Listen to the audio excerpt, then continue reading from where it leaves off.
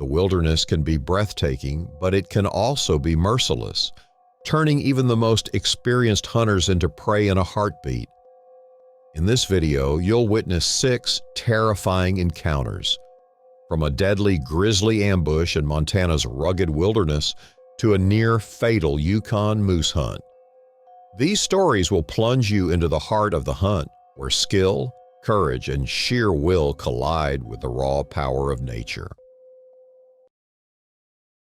In the fall of 1996, the Bob Marshall wilderness of Montana lay under a curtain of mist, the kind that clung stubbornly to the ridges and settled low in the timber, turning the forest into a shifting sea of pale smoke. Clint Merrow had hunted these mountains for years, but every time he entered the Bob, he felt its weight press upon him, a reminder of just how wild and unforgiving this place remained.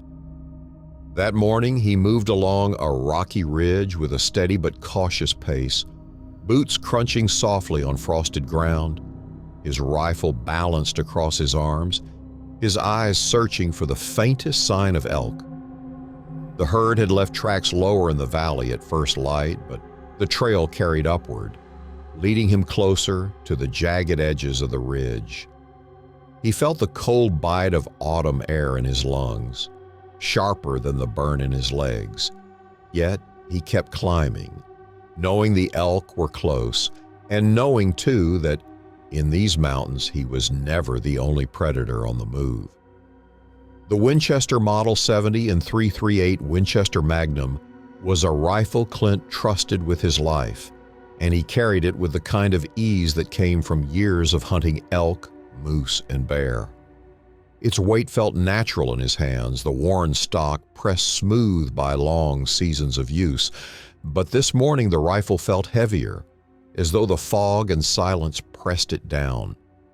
The ridge narrowed to a spine of jagged stone, with spruce and fir clinging stubbornly to its sides, and Clint slowed, scanning ahead, careful not to make a sound that would spook the elk. The smell of pine resin hung thick, but beneath it was another scent, sour and coppery, faint but unmistakable, the smell of blood. He froze, his heart quickening as the fog shifted like curtains drawn by an unseen hand, and then the mountain itself seemed to erupt. Out of the shadows lunged a massive grizzly, its hulking frame blotting out the trees, its fur matted with dirt and blood, its scarred muzzle wet with the remains of some earlier kill. Clint barely had time to shoulder the rifle before the bear was upon him, charging with a speed that made the ground tremble. The hunter's instincts took over, the crosshairs flashing across brown fur, and he squeezed the trigger. The rifle roared, the recoil slamming into his shoulder, and the bullet struck hard in the grizzly's forward shoulder, but the animal didn't stop. It stumbled for only a heartbeat, then came on again, jaws open wide, a roar breaking across the ridge like thunder. Clint tried to step back, but the ridge gave him no room. The bear's paw swung, claws long as knives raking the air, and the blow caught him hard in the chest, sending him sliding backward. His boots skidded across loose stone as he toppled onto the slope, the world tilting beneath him as his body scraped down toward a sheer cliff. Rocks tore at his jacket, his rifle nearly wrenched from his hands, and his breath came ragged with the shock of impact. The bear lunged again, closing the distance with terrifying speed, its massive head looming above him as he slid helplessly. Somewhere in the chaos, Clint found enough control to raise the rifle again. His finger clenched the trigger mid-slide, the shot breaking with a violent crack, the muzzle blast echoing across the valley. The bullet slammed into the grizzly's spine, the force staggering it as its roar turned into a guttural bellow of rage and pain. Its momentum carried it forward, but its legs faltered, buckling beneath its massive weight. For a moment it hung at the very edge of the ridge, teetering between earth and sky. Then the mountain claimed it. The grizzly toppled, its body crashing through brush and rock, and disappeared into a hidden crevice below, the sound of its fall ending in a sickening silence. Clint came to rest just feet from the cliff's edge, chest heaving, arms trembling as he clutched the Winchester across his body like a lifeline. The fog swirled around him, the smell of gunpowder mixing with the raw stench of the bear, and his ears still rang from the rifle's report. Slowly, painfully, he pulled himself upright, his ribs screaming from the blow, his legs weak beneath him. He staggered to the edge, each step filled with dread, and peered down into the shadows of the crevice. There lay the bear, twisted and still, its massive body wedged between slabs of stone, pinned by the mountain as if nature itself had set a trap. Its blood seeped across the rocks, steaming in the cold air, a final proof that the battle was over. Clint knew then that he had survived not through skill alone, but by chance, by the savage geometry of the wilderness that had turned predator into prey. He had faced danger before, had brought down bull elk and wary mule deer, had even stared down smaller bears on past hunts, but nothing compared to the raw ferocity of this grizzly, a beast larger than any he had imagined, a creature of scars and rage that should have ended his life on that ridge.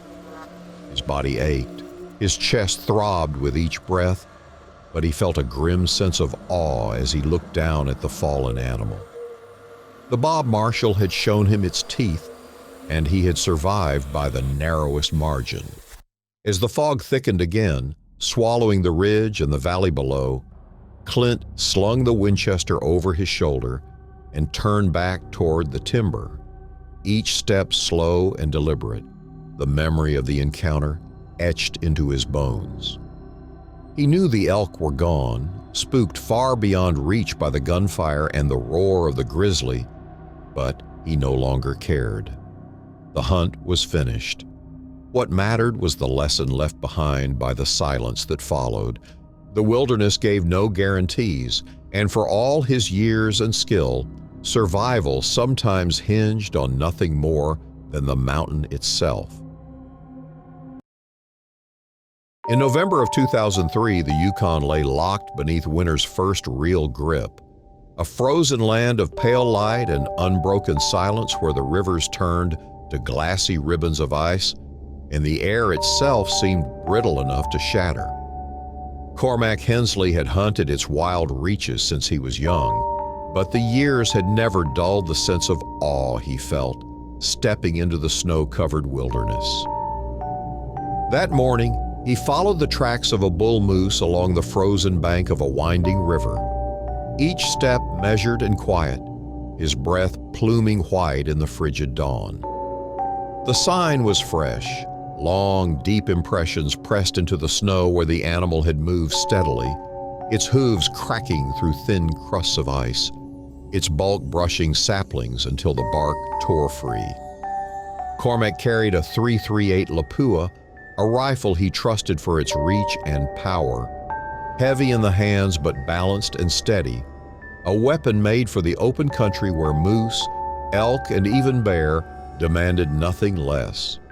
His gloves creaked on the stock as he lifted the rifle to scan the pale horizon, searching for the massive body of the bull. The forest around the river was hushed, save for the groan of ice shifting beneath unseen currents, a sound that made every step feel like it balanced on the edge of danger. He found the bull standing broadside at 200 yards, its antlers wide and heavy, its chest a vast wall of muscle beneath a thick winter coat. For a long moment he watched the steam rising from its nostrils, his heart quickening as he steadied the crosshairs on the animal's shoulder. Then the silence broke. The Lapua roared, the recoil slamming back against his shoulder as the shot rang across the frozen river. The bull staggered hard from the impact, its body twisting, and then it dropped to the snow, a dark stain spreading beneath its massive chest. Relief flooded through Cormac as the echo rolled away into the stillness, and he lowered the rifle, confident that the hunt had ended. Yet, as he began to step forward, the impossible happened. The bull lurched upright, its head snapping back, its eyes blazing with a wildness that seemed more fury than instinct. With a guttural bellow, the moose thrashed forward, antlers tearing through birch saplings, branches splintering, and snow exploding from their trunks as the animal turned its massive frame toward the hunter. Cormac's body reacted before thought could form. He threw himself behind a low snowbank, the ice biting into his palms as he scrambled for cover, his rifle already coming back to his shoulder. He fired again, the shot slamming into the moose's chest, the echo deafening in the frozen valley, yet the bull kept coming, steam and blood rising together in a terrible mix. Another shot followed, and another, each one slowing the beast but failing to stop the relentless charge. Its hooves hammered the ice, its breath rattling through blood and foam, and the ground itself seemed to tremble as the wounded giant bore down upon him. The distance closed with terrifying speed, the bull's bulk cutting through brush and snow, its rack of antlers shattering limbs as if they were no more than kindling. At 20 feet, the moose swerved, crashing against a fallen tree, the massive weight of its body snapping branches like bones, the ice beneath its hooves cracking and groaning with the force of its struggle. For one frozen instant, it seemed the river itself might give way, and Cormac knew if the animal reached him, nothing on earth would keep him from being trampled beneath its rage. He braced the rifle as the bull's head swung, eyes wild, nostrils flaring, and in that final, desperate heartbeat, he pressed the muzzle close and squeezed the trigger. The round punched into the base of the skull, and the effect was instant. The moose collapsed in a shuddering heap, its great legs folding beneath it, its weight nearly dragging Cormac into the icy river as he staggered backward. The sound of its fall echoed off the trees, branches raining down, ice groaning as the bull's final breath steamed into the frozen air. For a moment, Cormac stood frozen himself, the rifle still pressed tight, the cold metal searing through his gloves, his body trembling as the reality sank in. Then the silence returned, thicker than before, the wilderness swallowing the echoes as though the struggle had never happened. He leaned against the snowbank, chest heaving, sweat cutting cold rivulets across his skin despite the frigid air. His legs felt unsteady beneath him, his arms heavy as lead, and his heart hammered in a way that had nothing to do with the climb or the cold. He stared at the massive animal sprawled across the broken riverbank, its rack half buried in snow, its eyes already dulling, and the sight stirred both awe and dread in equal measure. He had come for meat and hide, for the challenge of the hunt, but what had taken place here was something far different. This had not been hunting. It had been survival, a fight between man and beast, where the line between hunter and hunted blurred until it was gone.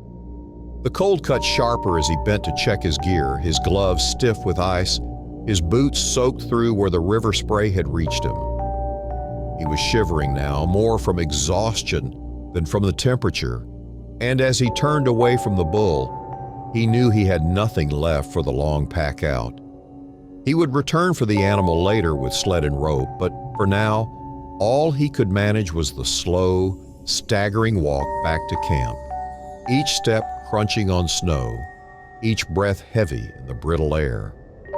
Behind him, the moose lay silent, its blood staining the white riverbank, a testament to the razor edge that hunting could walk.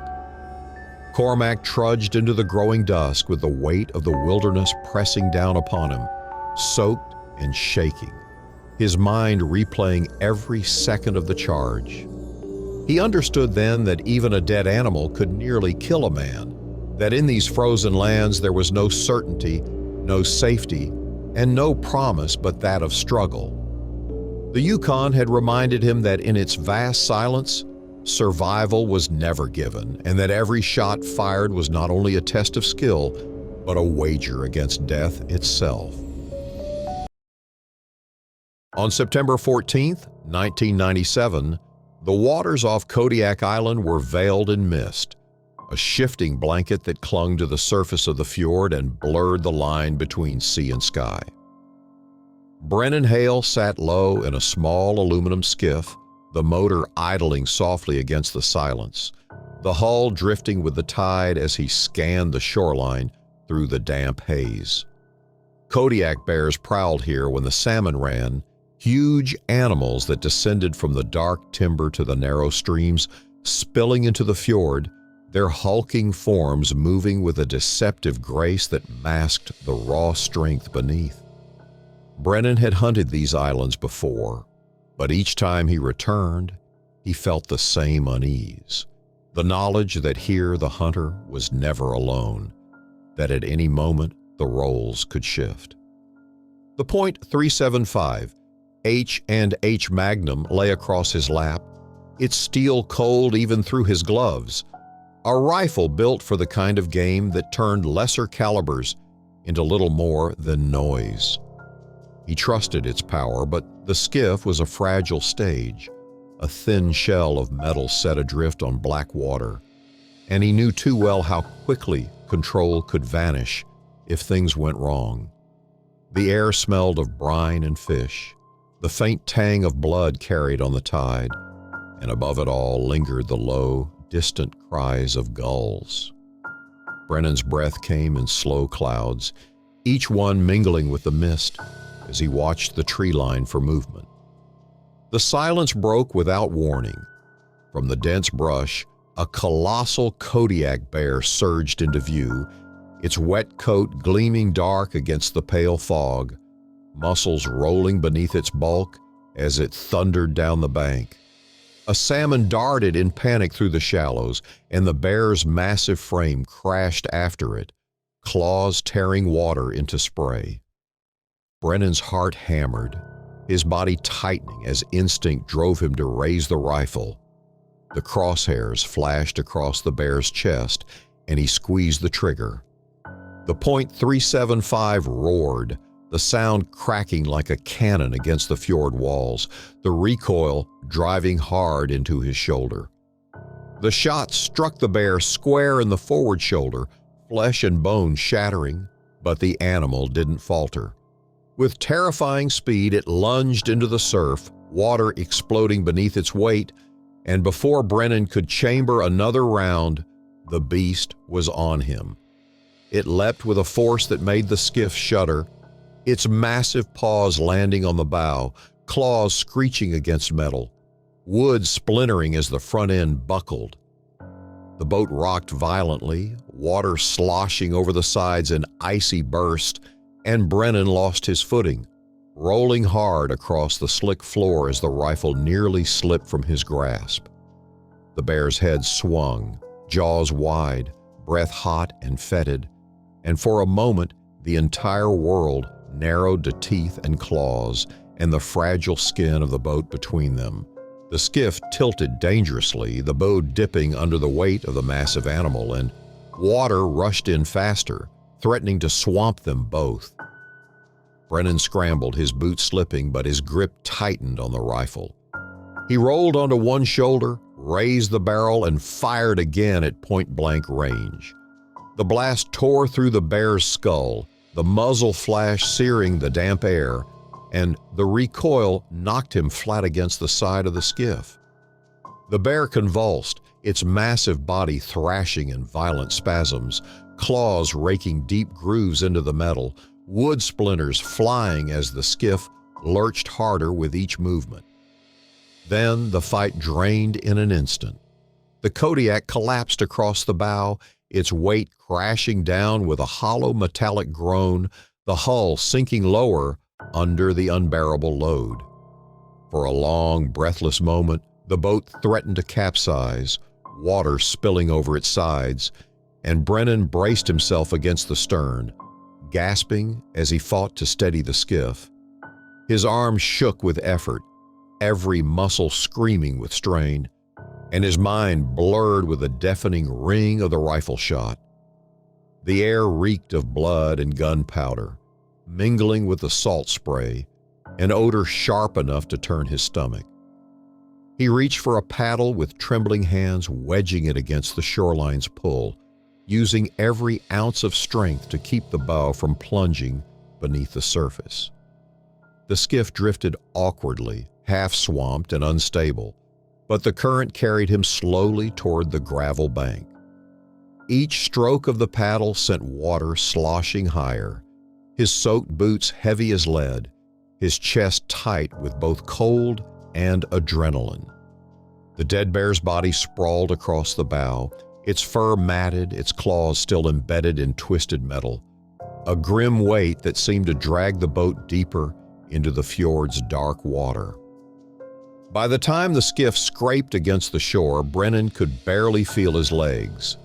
He staggered to his feet, lungs heaving, his hands white-knuckled around the paddle. The sight before him was surreal, the world still cloaked in mist. The dead giant sprawled across the bow like a fallen god, the fjord rippling outward in rings that slowly disappeared into the silence. He dragged the boat higher onto the gravel, the sound of stone grinding against the hull, a harsh reminder of how close he had come to never reaching land. Standing there on the shore, soaked and shaking, Brennan felt the weight of the wilderness press against him.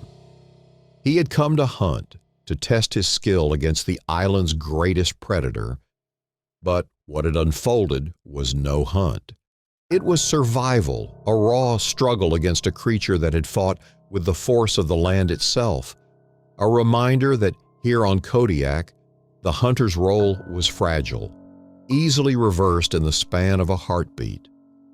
He looked at the bear's hulking body, the sheer size of it dwarfing the skiff, and understood that the mountain and the sea had worked together to spare him no more than a sliver of chance. The mist closed in once more, swallowing the fjord, the water smoothing itself into silence as if nothing had happened. But Brennan knew that in this place the wilderness always had the final move, and that this day he had survived not because he had bested it, but because the sea had allowed him to drift back to shore. It was early January in 2023. Colorado's high country lay locked in winter's grip, the mountains glazed with ice and the valleys filled with snow so deep it muffled every sound. The air was thin and sharp, each breath burning Emmett Calloway's lungs as he pushed higher into a frozen canyon, the steep walls crowding him close, shadows long in the pale light. He had been tracking a mountain lion since dawn, a ghost that had left its mark in the snow, its wide paw prints pressed deep into the crust, weaving through boulders and over wind-scoured ledges. Emmett knew the risk of hunting cougars in this kind of terrain, but he also knew their habits. The solitary stalkers preferred cover, striking from concealment, and this one had already taken deer near his camp, circling ever closer. Emmett carried a compound bow strung with broadhead arrows, the string taut in the cold, the limbs stiff as stone. He trusted the bow, had taken elk and mule deer with it before, but with a predator as dangerous as a cougar, the margin for error narrowed to almost nothing. His boots crunched softly on the crusted snow as he followed the prints, each step leading deeper into the canyon where sunlight barely reached, the walls closing in tight. The sound of water whispered somewhere beneath the ice, a hidden stream running unseen, and the silence above it pressed heavy, as though the mountain itself were holding its breath. The paw prints led straight into the dark mouth of an ice cave, its walls rimmed with icicles that caught the light like knives. Emmett hesitated, heart quickening. He knew the risk of entering a confined space with a cornered predator. But he also knew he had little choice. If the lion had denned here, then the hunt would end inside those frozen walls. He nocked an arrow, the broadhead gleaming in the pale light, and stepped into the cave, his boots slipping slightly on smooth patches of ice. The air inside was colder still, every sound amplified, the crunch of his steps echoing like cracks in glass. The attack came without warning. From the shadows above, the cougar dropped in a blur of muscle and claws, its snarl ripping through the cave like a storm. Emmett threw himself sideways as the cat struck, teeth snapping inches from his face, claws raking across ice and flesh alike. Pain seared through his shoulder where the talons caught, warm blood spreading beneath his coat as he hit the ground hard, the bough nearly ripped from his grip. The cougar wheeled, its golden eyes burning in the dim light, its tail lashing, every line of its body coiled for another strike. Emmett raised the bow, breath ragged, and loosed the arrow in a desperate release. The broadhead buried deep into the lion's chest with a hollow thump, the shaft quivering from the force, but the animal barely faltered. With a guttural snarl, it lunged again, its weight crashing against him, sending them both sliding across the slick floor of the cave. Emmett's back slammed against a wall of ice, shards splintering around him as the cat's claws raked at his arms, its hot breath on his face, its teeth snapping inches from his throat. The cave narrowed sharply ahead, the ceiling pressing low, the walls closing tight so there was no room to retreat. Emmett's mind raced, survival instincts drowning out thought. He kicked hard, his boots driving into the cougar's belly, holding it off just far enough to keep its jaws from closing on his neck. His hands fumbled for another arrow, the broadhead sharp and cold in his grasp, and with a desperate surge, he drove it forward, stabbing again and again into the thrashing body. The lion's snarl turned to a ragged scream, its claws tearing grooves into the ice, chunks splintering off in sprays as it writhed.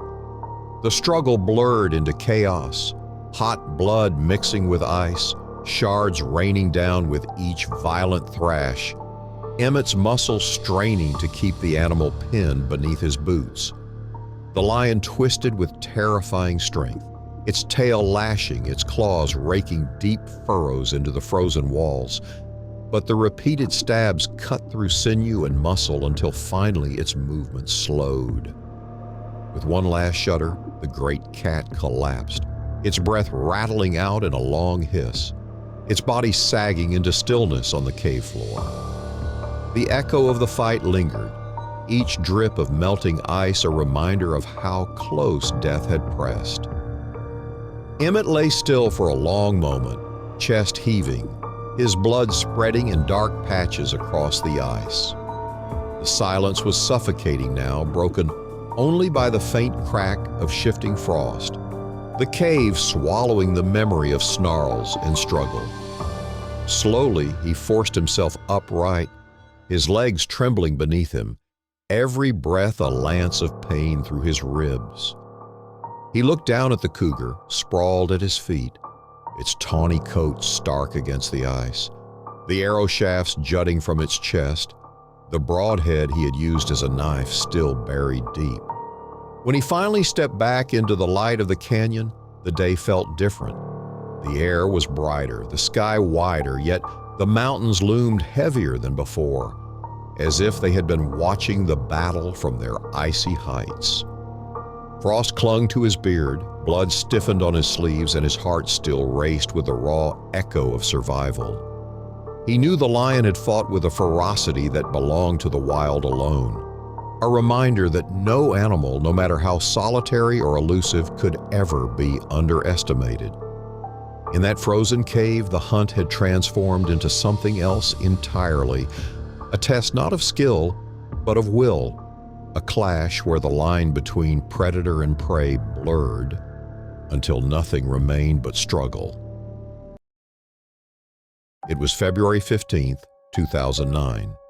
The Amur wilderness stretched into an endless expanse of snow and fir, a land so remote that silence felt like a living thing, pressing against the ears and making every crack of ice or distant snap of a branch sound like a gunshot. Viktor Sokolov and his companion, Mikhail Petrov, navigated the frozen logging roads in their tracked snowcat, its engine rumbling low beneath the fog that hugged the treetops and blanketed the world in gray. Visibility was nearly nil, the world reduced to a few feet of whiteness in front of them. Yet both men moved with practiced ease, snowshoes strapped to their backs, rifles ready, scanning the timber for the telltale signs of elk. The hunt had been routine, the air crisp and cold, the machinery familiar beneath their hands. But the wilderness has a way of reminding even experienced hunters that danger often hides behind calm. Viktor steered carefully along a narrow path, the machine's tracks crunching on frozen earth beneath a thin layer of snow. At the same time, Mikhail watched the tree line, scanning for movement, ears straining against the fog's muffling grip. Their prey had been spotted in the distance earlier, a small herd feeding quietly among the sparse clearings, but now the elk were hidden, and only the silence remained. The fog twisted around the trees, masking shadows that did not belong, and Viktor felt the familiar prickle of unease crawl along his spine. He dismissed it at first. Years in these woods had taught him that instincts often jump too quickly. But a movement caught his eye, a massive silhouette materializing out of the gray, larger than any bear he had faced before. The Russian Grizzly emerged from the tree line like a living avalanche, muscles rippling beneath dark fur streaked with ice and old scars, its head lowering as it assessed the machine. Viktor's breath caught, cold and sharp in his chest, and he reacted instantly, lifting his 9.3 by 62 Mauser with hands that were steady despite the shock.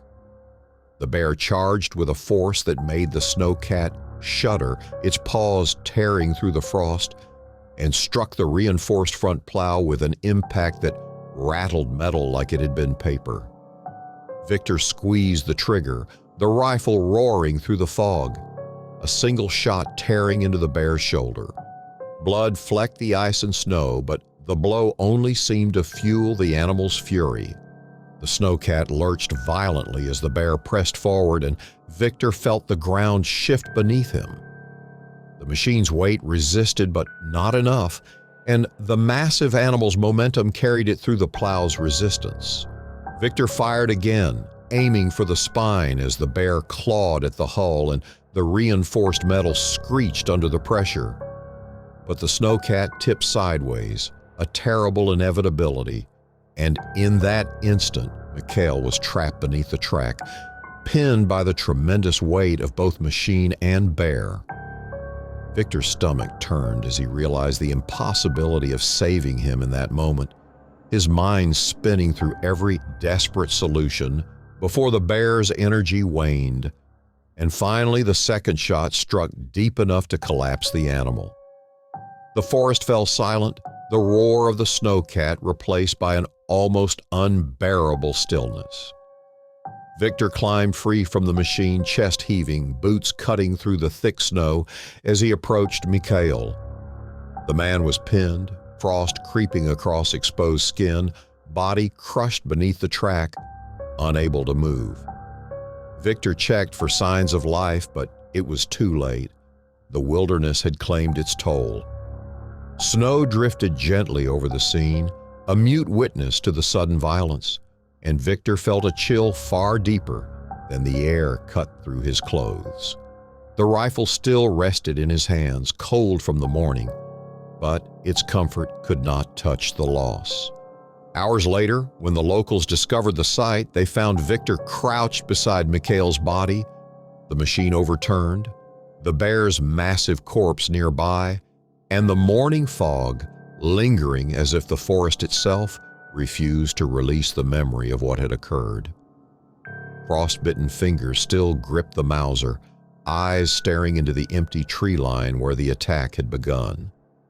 The story spread quietly through the hunting community, a hunt that had been routine turned into a lethal reminder that in Russia's remote wilderness, even those experienced with big game could become prey to a bear's raw, unprovoked fury. Victor survived, but the forest haunted him long after that day. He returned to Moscow, where warmth and human noise were constant.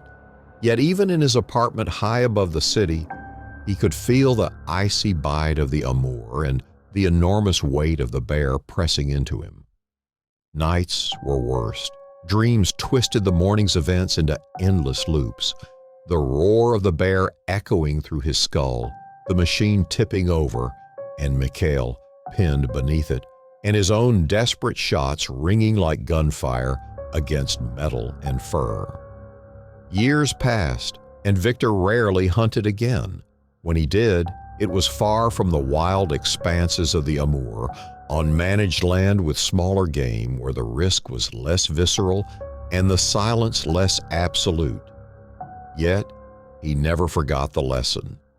The wilderness, vast and remote, was not measured in human skill alone. Even a hunter with years of experience, armed with the finest rifle and armored machinery, can find himself at the mercy of an apex predator's instinct and fury. The bear had moved without warning, and in that instant, it reminded him that nature operates beyond planning or preparation. The forest may look serene under frost and fog, but beneath lies a reality uncompromising and brutal, a place where unprovoked attacks can claim lives without reason. Decades later, Victor still carried the memory. Sometimes he would sit in quiet corners of Moscow cafes, the roar of city life a pale echo of the mountains, and in those moments the fog of the Amur seemed to fall around him again. He could almost see Mikhail's face pale beneath frost, hear the crunch of snow and the snapping of metal, feel the cold bite of the morning air that had marked the beginning of everything. And though time had softened the edges of grief, the fear remained, a constant reminder that the wilderness does not bend to man, that survival is never guaranteed, and that even hunters who walk among giants are sometimes left with nothing but memory and regret. In late October 2015, northern Montana's spruce forest stretched like an endless wall of green, branches heavy with early frost and needles thick enough to swallow footsteps. Harlan Whitmore and his 14-year-old son Jace moved carefully along a narrow trail, their boots crunching softly on a layer of fallen pine needles and light snow dusting the ground. The hunt had been planned for weeks. Elk tracks had been spotted near a small creek, and both father and son had risen hours before dawn to navigate the dense timber in search of the herd. Harlan carried his trusted .30-06 rifle, the weight familiar and comforting across his shoulder, while Jace carried a lighter hunting rifle, though he had yet to fire anything larger than a small game rifle. The air was crisp, carrying the scent of wet earth and decaying leaves, and a low fog began to creep along the forest floor, clinging to roots and fallen logs, turning the familiar trails into ghostly corridors where even a large elk could vanish without warning. They had followed the tracks for hours, the fog thickening until visibility shrank to barely 20 feet. Every tree looked the same, every boulder and hollow seemingly a mirror of the last. Harlan's voice broke the silence only occasionally to give instructions, low and careful. But even his confidence waned as the mist pressed in around them. Somewhere nearby, elk moved quietly through the brush, their distant calls muffled the forest swallowing sound until the world felt suspended, frozen between reality and shadow. The father and son pressed on, unaware of how tightly fate had closed around them. The first warning came as a low growl, vibrating through the frost-laden trees like a warning drum. Harlan froze, his heart hammering as he scanned the mist for the source. The sound repeated, closer now, and then 4 shapes emerged from the fog, shadows moving with eerie precision. Wolves. Large, sinewy, their coats a mixture of gray and white, eyes glinting with cold intelligence, they circled silently, padding over snow and needles with a grace that belied the sharpness of their teeth. Jace's breath hitched, frozen plumes puffing from his lips, and he stood rooted, fear stark on his pale face. Harlan's instincts kicked in instantly. He raised his .30-06, the barrel glinting in the faint morning light, and fired a single warning shot into the fog. The echo rolled off the spruce, a crack that made the branches shake, and the nearest wolf leaped forward, teeth snapping mere inches from Jace's boot. Time narrowed to seconds. Harlan lunged, shoving his son behind a fallen log, the only cover within reach. The wolves paused, low growls vibrating through the fog, their eyes tracking movement like liquid amber fire. One circled closer, tail stiff, ears flat, teeth bared as it evaluated the threat. Harlan fired again, the rifle's report reverberating through the hollow, and the wolf yelped sharply, snapping at the air but hesitant to commit. Another wolf approached from the opposite side, padding softly but deliberately, its claws leaving faint marks on the frost-crusted ground. Jace crouched behind the log, trembling, hands pressed to the snow, eyes wide, and Harlan knew that one misstep could turn this from intimidation into lethal engagement. The pack moved with terrifying coordination. They flanked, circling slowly, always keeping the father and son in sight, their growls low and steady, ears twitching at every sound. Harlan's muscles ached from tension, every shot requiring careful breathing to avoid hitting the wrong target or wasting precious rounds. The wolves lunged in sudden bursts, snapping at logs, the air charged with the sharp scent of adrenaline and wild musk. Harlan's mind raced, plotting each action while maintaining the physical control required to keep the rifle steady in the fog-laden cold. A third wolf leaped forward, its jaws snapping at a fallen branch, and Harlan pivoted, firing a round that tore through the air, scattering snow and bark. The wolf yelped and recoiled, but the pack pressed on relentlessly, driven by hunger and curiosity in equal measure. Minutes stretched as an eternity. Harlan shifted slightly to shield Jace, keeping the rifles between them and the wolves, tracking movement in the gray haze. Each wolf lunged, each snap of jaws and click of claws against frozen wood, sending shivers through both father and son. Jace's hands shook uncontrollably, yet he mimicked Harlan's careful movements, holding the rifle with trembling fingers, but listening intently, learning in a matter of terror what patience and focus truly meant.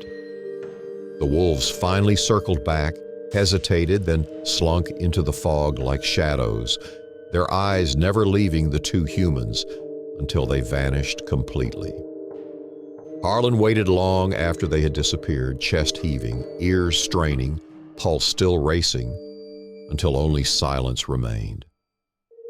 When the danger passed, Harlan guided Jace carefully, step by cautious step, back toward the faint elk tracks that led out of the fog and toward the forest edge. The mist began to lift slightly, revealing the familiar contours of hills and creek beds, and the weight of exhaustion pressed into every muscle. Neither spoke much. Words were unnecessary, the lesson of the morning imprinted in memory. The forest could be silent and beautiful one moment, lethal and unpredictable the next, and even in the company of a father, a son, and rifles, the balance of predator and prey could shift instantly. By the time they emerged from the dense spruce, late morning sunlight warming their shoulders, both were shaken, frost-bitten at extremities, clothes wet from snow and cold sweat. Back at their cabin, the adrenaline faded slowly, replaced by the ache of muscles and the vivid replay of the attack. Jaws snapping, teeth gleaming, eyes burning in the mist. For Jace, the memory would linger long into adulthood, a first lesson in the primal edge of the wilderness.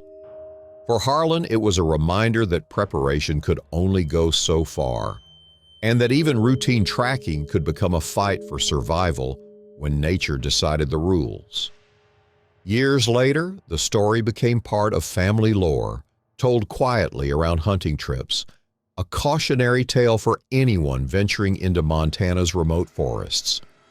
Harlan never hunted wolves aggressively after that day, and Jace, though older and skilled, carried an instinctive respect for the unseen, for the creatures that stalk silently through fog and snow.